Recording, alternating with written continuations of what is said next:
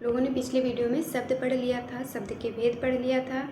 मतलब शब्द के आधार पर, अर्थ के आधार पर, व्युत्पत्ति के आधार पर, शब्द शक्ति के आधार पर, अर्थ के आधार पर सारा कुछ आपने शब्द पढ़ लिया है। जितने भी शब्द के भेद, प्रकार, उत्पत्ति होता है, सारा कुछ आपने पढ़ लिया। अब हम नेक्स्ट हेडिंग पढ़ेंगे, नेक्स्ट टॉपिक पढ़ेंगे संज्ञा। नेक्स्ट टॉपिक पढ़ेंगे संज्ञा। हेडिंग डालो संज्ञा, हेडिंग डालो संज्ञा, हेडिंग डालो संज्ञा। शाब्दिक अर्थ नाम, शाब्दिक अर्थ नाम। संज्ञा का शाब्दिक अर्थ क्या है? नाम है। संज्ञा का शाब्दिक अर्थ क्या है? नाम। ठीक है, इसकी परिभाषा लिखो। किसी वस्तु, व्यक्ति, स्थान व भाव के नाम को संज्ञा कहते हैं। किसी व्यक्ति, वस्तु, स्थान व भाव के नाम को संज्ञा कहते हैं। संज्ञा 5 प्रकार के होते हैं। संज्ञा कितने प्रकार के होते हैं? 5 प्रकार के हों। हेडिंग डालो, संज्ञा 5 प्रकार के होते हैं। संज्ञा कितने प्रकार के होते हैं? संज्ञा 5 प्रकार के होते हैं। संज्ञा 5 प्रकार के होते हैं। ठीक है, नंबर 1 व्यक्तिवाचक संज्ञा, नंबर 2 जातिवाचक संज्ञा, नंबर 3 समूहवाचक संज्ञा, नंबर 4 द्रव्यवाचक संज्ञा, नंबर 5 भाववाचक संज्ञा। संज्ञा कितने प्रकार के होते हैं? 5 प्रकार के होते हैं। व्यक्तिवाचक, जातिवाचक, समूहवाचक, भाववाचक और द्रव्यवाचक। ठीक है, 3 संज्ञा दृश्यवाची होते हैं, जिसे देखा जा सकता है। व्यक्ति, जाति और समूह। व्यक्ति उसे लिख लो, उसकी जाति, व्यक्ति, समूह नेक्स्ट लाइन करके लिखे होंगे, उसी के आगे लिख लो। ये दृश्यवाची संज्ञा होते हैं, इसको देखा जा सकता है। क्या क्या? व्यक्ति, जाति व समूह को देखा जा सकता है। द्रव्यवाचक, द्रव्य या पदार्थवाचक संज्ञा और भाववाचक संज्ञा अदृश्यवाची होते हैं, इसे देखा नहीं जा सकता। अदृश्यवाची संज्ञा होते हैं। हेडिंग डालो, संज्ञा के मुख्य प्रकार 3 हैं। संज्ञा के मुख्य प्रकार 3 हैं। संज्ञा के मुख्य प्रकार 3 हैं। संज्ञा के मुख्य प्रकार 3 हैं।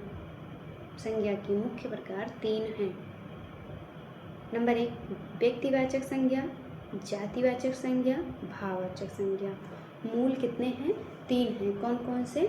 व्यक्तिवाचक, जातिवाचक और भाववाचक। जातिवाचक आगे लिख लो, जातिवाचक के आगे लिख लो समूहवाचक और जातिवाचक, इसी में आ जाता है। किस में आ जाता है? जातिवाचक में। द्रव्यवाचक।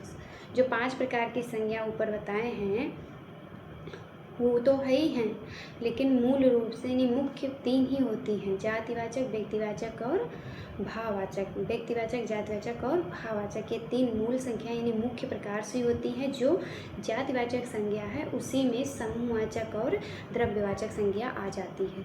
समूहवाचक संज्ञा और द्रव्यवाचक संज्ञा जातिवाचक के अंतर्गत ही गिन ली जाती है। इसीलिए इसमें मुख्य 3 प्रकार की संज्ञाएं हैं, जातिवाचक, व्यक्तिवाचक, भाववाचक। ठीक है, नंबर 1 हेडिंग डालो। नंबर 1 व्यक्तिवाचक संज्ञा। व्यक्तिवाचक संज्ञा, व्यक्तिवाचक संज्ञा वे शब्द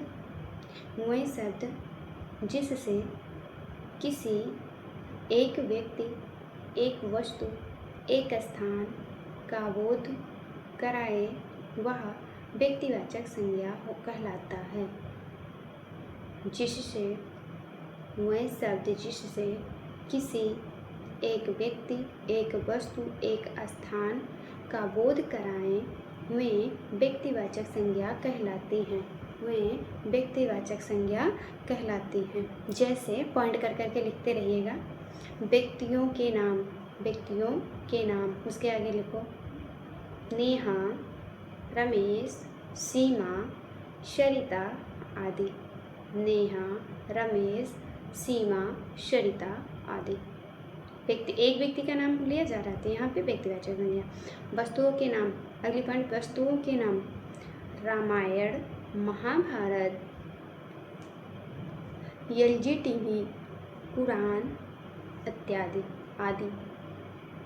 ठीक है, स्थानों के नाम अयोध्या, लखनऊ, दिल्ली, बनारस, प्रयागराज आदि। लिखो पर्वतों के नाम अरावली, एंडीज, आल्प्स इत्यादि। समुद्रों के नाम हिंद महासागर, प्रशांत महासागर आदि। नदियों के नाम गंगा, यमुना, सरस्वती आदि। ये सब क्या हो गया, व्यक्तिवाचक संज्ञा के अंतर्गत आते हैं। हमने जितना भी बताया है उसका कोई दो रूप नहीं हो सकता है, ठीक है। मतलब व्यक्ति एक ही हो सकता है, वस्तु एक ही हो सकता है। जहाँ पे एक वस्तु, एक व्यक्ति, एक स्थान का बोध हो वहाँ पे व्यक्तिवाचक संज्ञा होता है, ठीक है। नेक्स्ट हेडिंग डालिए, जातिवाचक संज्ञा। जातिवाचक संज्ञा, जातिवाचक संज्ञा, जातिवाचक संज्ञा। लिखो,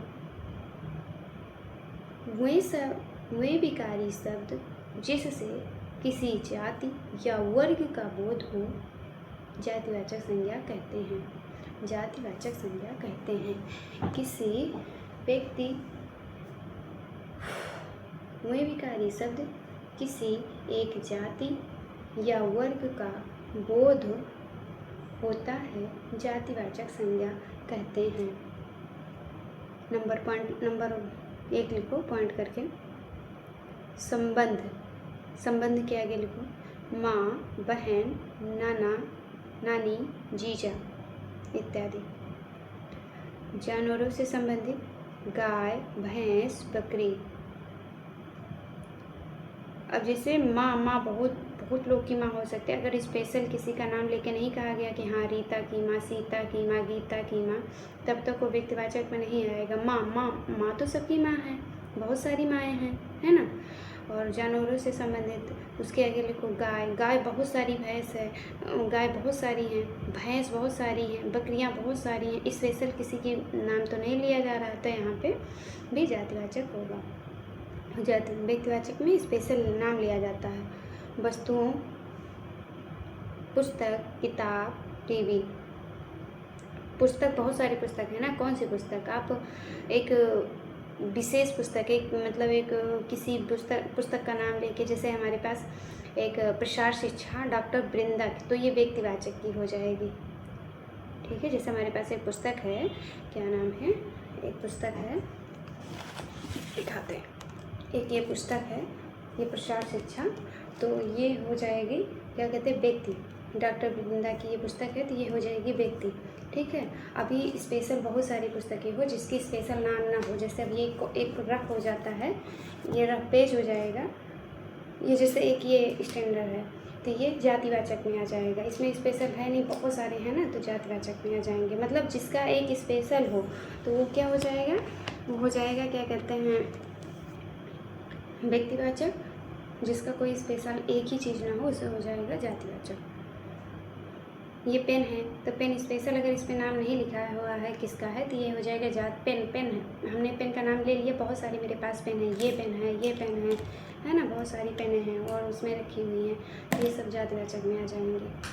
व्यवसाय, नाई, दर्जी, बहुत सारे नाई होते हैं, बहुत सारे स्पेशल नाम नहीं लेके जिसका कहा जाएगा वो जातिवाचक में आ जाएगा, इतना समझ जाइए बस। प्राकृतिक आपदा, तूफान, भूकंप, ज्वालामुखी, अन्य सब, नदी, झील, तालाब, ठीक है। वकील, मास्टर, ये सब क्या हो जाएंगे, जातिवाचक के अंतर्गत में आ जाएंगे। जैसे वकील हो गया, मास्टर हो गया। अब मास्टर बहुत सारे मास्टर हैं इस धरती पे, है ना, हम एक उसमें से हैं मैम, तो बहुत सारे हो गए, हम भी एक जातिवाचक में आ गए। अगर स्पेशल मेरा नाम लेके कहा जाएगा, हाँ अनु मैम, तो हम हो जाएंगे व्यक्तिवाचक। समझ में आ गया होगा, उम्मीद करते हैं कि हाँ समझा पाए होंगे आपको। चलो नेक्स्ट हेडिंग डालो, समूहवाचक संज्ञा। समूहवाचक संज्ञा, समूहवाचक संज्ञा, समूहवाचक संज्ञा, ठीक है। वे विकारी शब्द, इसके अंतर्गत लिखो, वे विकारी शब्द जिससे किसी व्यक्ति के समूह का बोध होता है, किसी व्यक्ति के समूह का बोध होता है, समूहवाचक कहलाते हैं। किसी व्यक्ति के समूह का बोध होता है, समूहवाचक कहलाते हैं। मेला, गुच्छा, दर्जन, बाजार, भीड़ और सेना, फौज, पुलिस बल, टीम, टोली, जत्था, करवा, आयोग, गिरोह, समिति, मंडल, झुंड, गट्ठा, ढेर इत्यादि ये सब क्या हो जाएंगे, समूहवाचक संज्ञा के अंतर्गत आ जाएंगे, समूहवाचक संज्ञा के अंतर्गत आ जाएंगे। चलिए अब कल पढ़ते हैं। आप लोग द्रव्यवाचक हेडिंग डाल लीजिएगा, द्रव्यवाचक संज्ञा, ठीक है, द्रव्यवाचक कल पढ़ाते हैं।